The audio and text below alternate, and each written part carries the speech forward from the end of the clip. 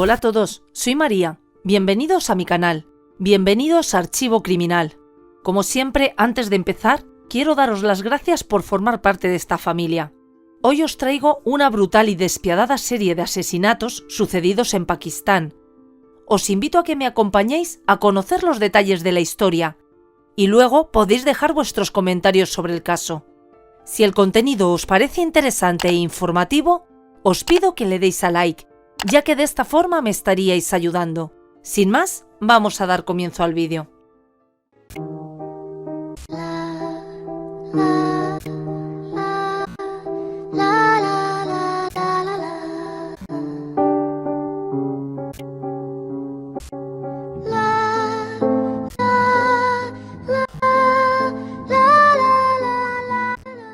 El escenario del caso que os traigo hoy es de un país del sur asiático, Pakistán, con 204 millones de habitantes según datos del año 2019. Tiene fronteras con Afganistán, Irán y China. Destaca en Pakistán que la mitad de su población está entre los 0 y los 24 años, gente joven que habita en un país con relativa inestabilidad, pero que ha tenido importantes avances en lo que se refiere a servicios sanitarios, educación, alfabetización, esperanza de vida e índices de mortalidad infantil. Y es precisamente en el segmento infantil de la población que Pakistán aún enfrenta algunos de sus más serios retos. La calidad de la educación, explotación sexual, matrimonio y trabajo infantil son amenazas que se mantienen sobre más de 80 millones de menores que habitan ese país, y de los cuales más de 100 fueron víctimas en el caso que veremos hoy. Los terribles hechos que os voy a contar se desarrollaron al noreste de Pakistán, en la ciudad de Lahore, la segunda más poblada del país después de Karachi y una de las más ricas regiones. En este escenario, en 1956, nació Javed Iqbal, el sexto de 8 hijos de la familia de un acomodado comerciante, por lo que tuvo la oportunidad de asistir a escuelas privadas. Siendo aún estudiante, Javed comenzó su propio negocio de remodelación de acero en una de las 2 villas que acababa de comprar su padre. Psicólogos que analizaron su caso lo describieron como un niño mimado, que desarrolló muy temprano una tendencia a la pederastia, y sus cercanos lo definían como un cazador de niños.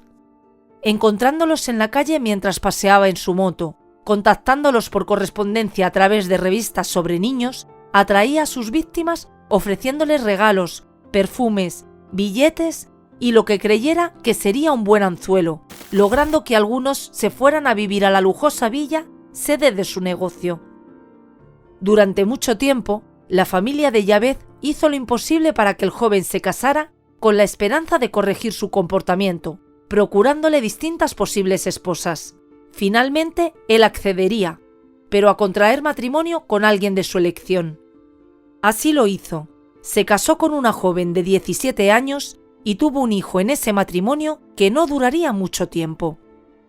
En 1990, un hombre presentó ante la policía una denuncia por sodomía de su hijo contra Javed. La policía no encontró al acusado, por lo que detuvo al padre y 2 hermanos de Iqbal para presionar a que se entregara. Al no lograrlo, detuvieron al hijo de Javed, quien pocas horas después se presentó y fue encarcelado durante 6 meses. Las biografías no aclaran si fue antes o después de este episodio, pero Javed fue denunciado por otro evento similar que fue zanjado en un consejo local de ancianos, por el que solo se le exigió firmar un documento prometiendo no volver a hacerlo, repartirlo en la zona y visitar 100 tiendas de la localidad pidiendo disculpas. En otra ocasión, este depredador sodomizó a 2 adolescentes a punta de pistola, tras lo cual les dio dinero y les dijo que regresaran al mismo lugar a la semana siguiente. Los chicos, que eran parte de una familia de 16 hermanos, hijos de un pescador, informaron a su padre, quien avisó a la policía, y a la semana siguiente, en el lugar de la cita, Javed fue capturado. Sin embargo, fue liberado bajo fianza y se dijo que había llegado a un acuerdo con la familia de los jóvenes. En 1993, el patriarca de la familia muere y Javed hereda 3,5 millones de rupias, moneda local, unos $70.000 de la época. Con ese dinero, Iqbal se construyó una imponente casa e invirtió en varios locales, entre ellos el primer sitio de videojuegos público de la región, que se convertiría en su coto de caza. Los precios eran irrisorios e incluso a algunos no les cobraba, por lo que los niños acudían con frecuencia. Iqbal, conociendo la necesidad de sus clientes, dejaba caer al suelo un billete de 100 rupias y cuando alguno de los niños lo recogía, Javed lo acusaba de robo y a modo de castigo lo llevaba a un cuarto aparte donde abusaba del menor. Pronto se corrió la voz y los niños dejaron de ir. Lo mismo pasó con un acuario, un gimnasio, una escuela y una tienda de víveres a precios solidarios. Ninguno llegaría a prosperar gracias a la mala fama de su dueño. Pero uno de ellos cambió definitivamente su vida y no para bien. En otro local de videojuegos, Javed fue atacado por un empleado y otro hombre que lo robaron y golpearon brutalmente a él y a otro dependiente. Javed Iqbal sufrió graves heridas en la cabeza y estuvo hospitalizado e inconsciente más de 20 días. Nadie de su familia estaba dispuesto a asumir los elevados gastos médicos de su tratamiento, por lo que los mismos fueron cancelados con la venta de casi todas sus propiedades, que además de la hermosa casa, incluía al menos 4 vehículos caros y el local comercial. Además, el otro empleado que fue golpeado en el mismo asalto denunció a Javed por sodomía. Por esta denuncia sería detenido al salir del hospital, pero una vez más fue dejado en libertad bajo fianza. Y es que Javed también había invertido en su seguridad editando una revista mensual en la que publicaba los supuestos éxitos de la policía, por lo que, por supuesto, tenía excelentes contactos con las autoridades. Al salir de su detención, Javed no solo se encontraba casi en la quiebra, sino que además de la vergüenza y el dolor por sus actos, había hecho sufrir a su madre de tal manera que la mujer enfermó y al poco tiempo falleció. Este hecho marcaría un hito definitivo en Javed Iqbal, ya que el nexo de unión con su madre era muy cercano, y en 1998 inició una ola de asesinatos sin precedentes, jurándose a sí mismo asesinar a 100 niños en venganza. El desquiciado hombre adquirió una modesta casa, y aunque las noticias no precisan cómo, se hizo con 4 jóvenes que en lo sucesivo vivirían con él en la casa de 3 habitaciones y serían sus sirvientes y cómplices. La plaza del mercado era uno de sus lugares de caza favoritos. En ese lugar, niños pobres de todas las edades pululaban a diario, vendiendo flores que robaban de jardines, pidiendo dinero, robando. También paseaban aquellos cuyos padres estaban de compras. En ese ambiente, Javed Iqbal, ya rondando los 40 años, tenía todo lo que podía querer a su disposición. Sin lugar a dudas, aquel hombre decentemente vestido, con sus gafas y cabellos que comenzaban a mostrar canas, no representaba ningún peligro. Por el contrario, para muchos sería visto como alguien capaz de comprar un modesto ramillete de flores o regalar algunas rupias que ayudaran a llevar comida a los hambrientos pequeños. No sería difícil atraer a cualquiera de esos niños, ofrecerles algo de comida, agua o cualquier mínimo beneficio para lograr llevarlos a su casa, en donde sus penurias acabarían y sus vidas también. La incesante misión autoimpuesta de Javed se prolongaría durante casi 6 meses sin que jamás fuera detectado. Pero un día, tanto la policía de la localidad como uno de los diarios más importantes recibieron una carta en la cual Javed Iqbal confesaba haber asesinado a 100 niños, indicando una dirección que debían visitar para corroborar los hechos. A la policía, la cantidad de 100 niños de inmediato le causó incredulidad y la carta fue desechada. Seguramente sería el producto de algún bromista o demente, pero para los periodistas generó curiosidad y decidieron acudir a la dirección indicada. Cuando la policía se enteró de que la prensa se dirigía al lugar, rescató la correspondencia y decidió movilizarse. Los representantes del medio llegaron primero y quedaron estupefactos. No podían dar crédito a lo que estaban viendo. Las paredes y el suelo del lugar estaban manchados de sangre. En algunas de las manchas podían distinguirse las huellas de pequeñas manos. Había una cadena y toda una galería de fotos de las 100 víctimas cuyas edades estaban entre los 6 y los 16 años. En varias bolsas de plástico grandes colocadas en una esquina, se pudieron encontrar 85 pares de zapatos y ropa de los niños asesinados. Periodistas e investigadores estaban impactados con letreros bien colocados en distintos sitios cerca de cada macabro descubrimiento. Los primeros carteles decían: «He agredido sexualmente a 100 niños antes de matarlos». Todos los detalles de los asesinatos están contenidos en el diario y el cuaderno de 32 páginas que se ha dejado en la habitación y también ha sido enviado a las autoridades. Esta es mi confesión. Pero cuando ya creían haberlo visto todo, los presentes se encontraron en un área abierta de la casa 2 bidones, con lo que después se comprobaría que era ácido clorhídrico, en los cuales se encontraban restos parcialmente disueltos de algunas de las víctimas. Un cartel colocado cerca del sitio afirmaba: «Los cuerpos en la casa no se han desechado deliberadamente para que las autoridades los encontraran», en demostración de que lo que estaba confesando era cierto. El levantamiento de los restos y las pruebas dejadas en el lugar del crimen fue una ardua y meticulosa labor. En los días siguientes, mientras los periodistas y los investigadores examinaban con horror los diarios dejados por el asesino, la fuerza policial desató, ahora sí, un gran operativo para lograr la captura de Javed Iqbal, que en sus escritos afirmaba que su intención final era suicidarse atando una roca a su cuello para lanzarse en el vecino río Ravi. El río fue dragado y minuciosamente revisado, sin que se encontrara rastro del asesino. Lo contenido en los escritos dejados era sencillamente increíble. Además de las fotos de cada una de las víctimas, había un relato detallado de cada una de ellas, indicando sus nombres, edades, dónde vivían y una narración de sus vidas. Obviamente, Javed se había tomado tiempo en conversar con cada niño, conocerlo y dejar plasmada en cada página del terrible documento los detalles más importantes de sus vidas. ¿Para qué? Según algunos, sería una forma de infundir confianza en los menores que a nadie le importaban. Ese hombre con cara tan decente sí estaba interesado en ellos, les prestaba atención. Para otros, era una manera de revivir sus crímenes, o quizás la forma de demostrar que lo que habían encontrado no era una escena muy bien montada, sino la más cruel realidad.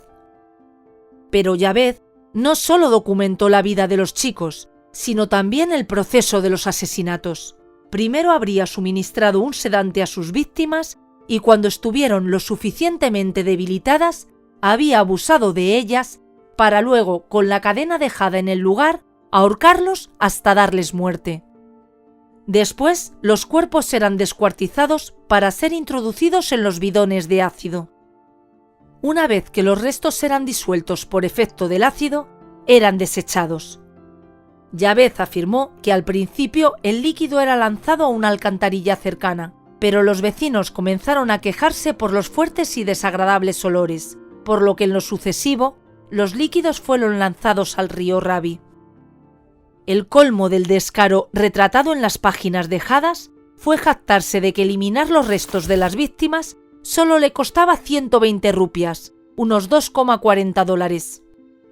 En los días siguientes, y al darse a conocer públicamente los macabros descubrimientos, decenas de personas, padres, madres, hermanos, se acercarían a la sede policial para revisar las fotos, escritos, zapatos y ropa encontrados, a fin de verificar si sus hijos o familiares estaban entre las víctimas. Las escenas de llantos, gritos y desmayos se iban sucediendo a medida que las víctimas eran reconocidas. Un jovencito llamado Riad contaría que él y su hermano Ihad habían sido abordados por un hombre en la plaza en días pasados. Buscaba un niño que lo ayudara durante ese día en su casa a cambio de un pago, dinero que realmente los muchachos necesitaban. Ambos chicos acompañaron a Javed a su casa. Riad dijo que le pareció un tanto sombría, pero nada grave para alguien que prácticamente vive en la calle. Tras revisar el lugar, Riad dejó a su hermano ahí. Al finalizar el día, Ihad no regresó a casa, por lo que a la mañana siguiente su hermano fue a buscarlo, pero le dijeron que esa misma tarde se había marchado.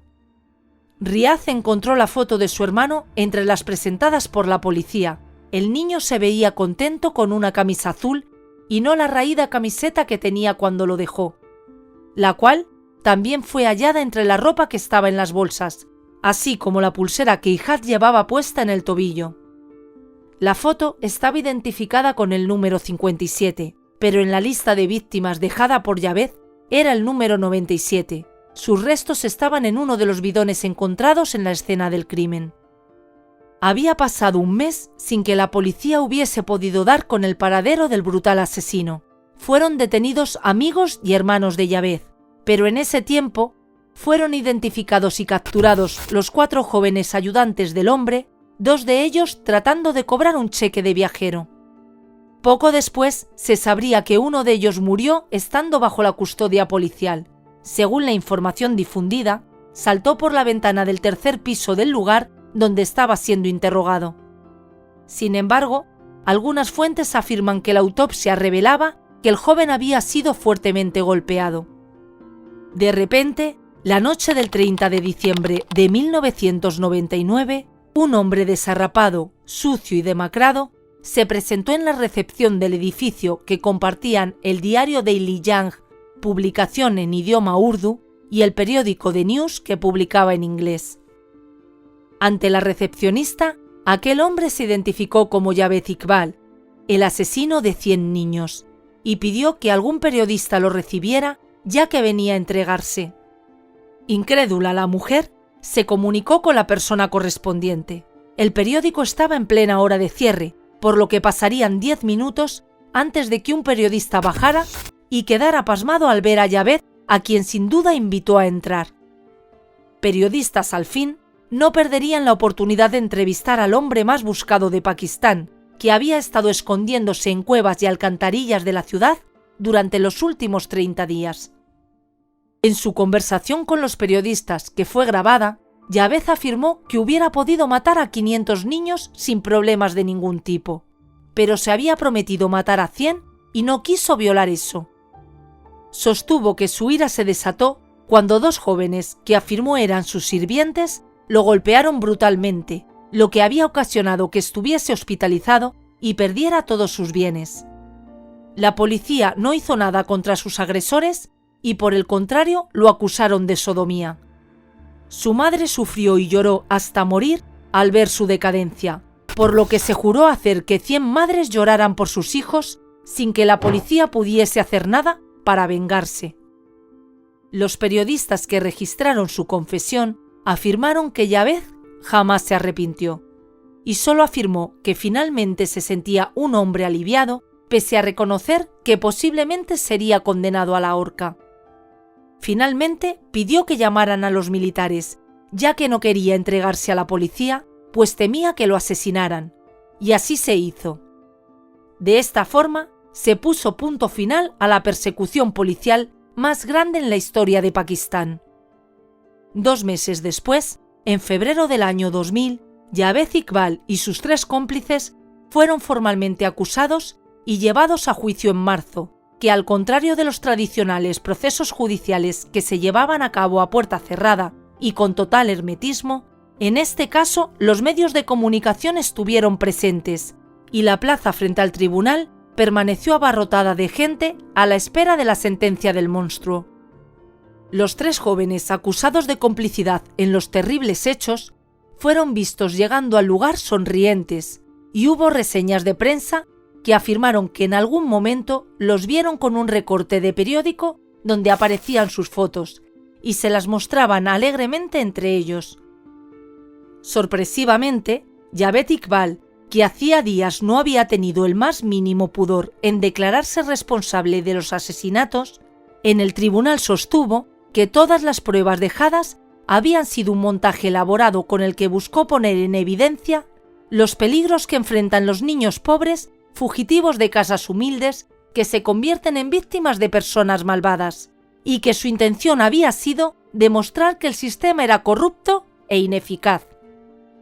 Afirmó que los 100 niños en realidad estaban vivos, y retó a los cuerpos policiales a encontrarlos, afirmando que seguramente muchos de ellos estaban viviendo con diferentes personas y eran homosexuales, y otros estaban en sus casas, pero sus padres no lo decían. Su abogado defensor solicitó que el juicio fuera desestimado por falta de testigos presenciales o pruebas corroborativas. La solicitud fue obviamente denegada. Después intentó que el proceso fuera trasladado a un tribunal antiterrorista, pues los hechos juzgados habían creado terror en la población pakistaní e incluso en el extranjero, y sostuvo que la supuesta confesión de Javed fue grabada bajo coacción. El defensor también dijo que Iqbal y sus cómplices lo que hacían era registrar fotográficamente a los niños de la calle y tomar sus señas para ayudarlos a regresar a sus hogares, y que lo que había dentro de los bidones de ácido era carne de res. Nada de eso funcionó. Durante el juicio se transmitió parte de la entrevista que le fue grabada cuando confesó en la sede del periódico Daily Jang el día que se entregó. También se presentaron pruebas realizadas por grafólogos que hacían constar que la letra de Javed se correspondía con la de los carteles hallados en la Casa del Terror y las anotaciones en el cuaderno y diario entregados. 105 testigos fueron presentados por la Fiscalía, entre ellos los padres de 73 de los niños asesinados y el dueño de la tienda donde fueron reveladas las fotografías de los menores. Se mostraron las pruebas de las ropas, calzados, escritos y sangre hallados en el lugar. Se probó que en los bidones de ácido dejados se identificaron los restos de 3 niños y se expusieron todos los antecedentes que Javed Iqbal tenía por sodomía. Sajid Ahmad, de 17 años, fue condenado a muerte. Mamad Nadim, de 15 años, fue condenado a 182 años de prisión, y contra el menor de 13 años, Mamad Sabir, se ordenó que fuera encarcelado por 63 años. En cuanto a Javed Iqbal, de 42 años en aquel momento, el juez, invocando la ley islámica, afirmó que el sentenciado debía morir como sus víctimas, por lo cual lo condenó a ser estrangulado en la misma plaza pública que usó para captarlas. Luego, su cuerpo debía ser cortado en 100 pedazos y los restos finalmente disueltos en ácido clorhídrico. Y todo debía hacerse en presencia de los padres de los niños asesinados. La defensa anunció que apelaría ante el Tribunal Superior tanto la sentencia como la condena, y siguió sosteniendo que su defendido inventó la confesión para llamar la atención pública y policial sobre la fuga de niños y el sexo con menores. Sobre la condena, también se pronunció el ministro del Interior de Pakistán, quien afirmó que algo así no podía hacerse, ya que ese país es signatario de la Comisión de Derechos Humanos que prohíbe tales castigos. Asma Jahangir, relatora especial de la Organización de Naciones Unidas sobre ejecuciones extrajudiciales, sumarias y arbitrarias, afirmó a la prensa que no respondes a un hombre enfermo de una manera enferma por parte del Estado. Esto es ira judicial y emocionalidad. Por su parte, el Consejo de Ideología Islámica también se opuso a la condena en los términos expresados, afirmando que existen mandamientos categóricos en el Islam de proteger la integridad de un cadáver, incluido el de un no musulmán. Pero todas las diatribas resultarían inútiles.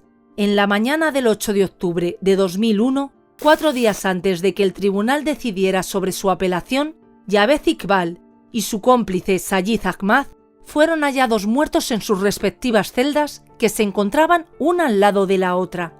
Al parecer, se habían suicidado ahorcándose con sus sábanas atadas a los barrotes. Sin embargo, las posteriores averiguaciones dejaron en evidencia una serie de irregularidades por parte de los vigilantes de la prisión, y la autopsia mostró que los cuerpos de ambos condenados presentaban signos de haber sido golpeados repetidamente y por largo tiempo. Tras conocerse la muerte de ambos condenados, el abogado defensor de Javed afirmó que cuestionaba la versión del suicidio y que días antes su defendido le había escrito diciendo que las autoridades carcelarias podrían matarlo. De cualquier manera, no he podido averiguar cuál fue el destino del cadáver de Javed Iqbal, ya que nadie de su familia se presentó a recogerlo. Sus hermanos afirmaron que para ellos Javed murió el día que confesó los 100 asesinatos. Dijeron que no tenían nada que ver con él. Tras los sucesos, muchas preguntas quedaron pendientes. ¿Cómo fue posible que tantos niños fueran asesinados en una zona residencial durante meses sin que nadie notara nada? ¿Por qué de los 100 niños, solo 25 habían sido denunciados como desaparecidos? Entrevistada por la prensa, la madre de una de las pequeñas víctimas afirmó que cuando desapareció su hijo, ni siquiera le pasó por la mente acudir a la policía a buscar ayuda.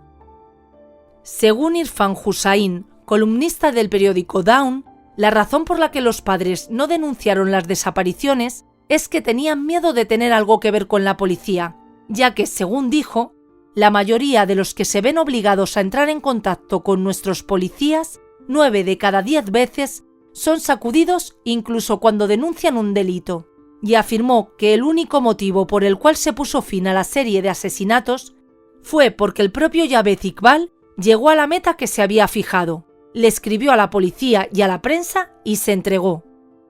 Hussain cerró diciendo que si Javed Iqbal hubiera decidido que mataría a 500 niños, no tenía ninguna duda de que todavía estaría en su espantosa tarea, sin obstáculos por parte de los esbirros de la ley.